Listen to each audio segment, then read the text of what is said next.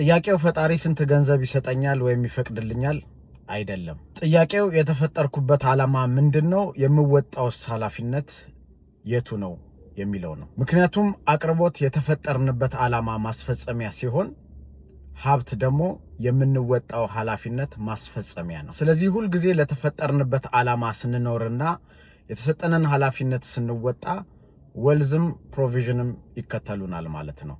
ለዛ ነው ብዙ ጊዜ ሰዎች ሳገባ ተባረኩኝ፣ የመጀመሪያዬን ልጅ ስወልድማ አዳዲስ በሮች ተከፈቱ የሚሉት ማለት ነው። ለሰርቫይቫል ስንኖርና ጥቅማችንን ስናሳደድ ብዙ ጊዜ እጥረት ይከተለናል። በተቃራኒው ራሳችንን ለአገልግሎት ክፍት ስናረግና ኃላፊነታችን ስንወጣ ደግሞ መትረፍረፍ ይከተላል ማለት ነው። ማንም ለማይሰራ መኪና ነዳጅ አይቀዳም፣ እንዲሁም ለተበላሸ ሞባይል ካርድ አንሞላም። በህይወትም ልክ እንደዛው ነው። የምናገኘው ሀብት መጠን በምንወጣው ኃላፊነት ይወሰናል። የሚሰጠንም አቅርቦት በተሰጠን ዓላማ ልክ ነው።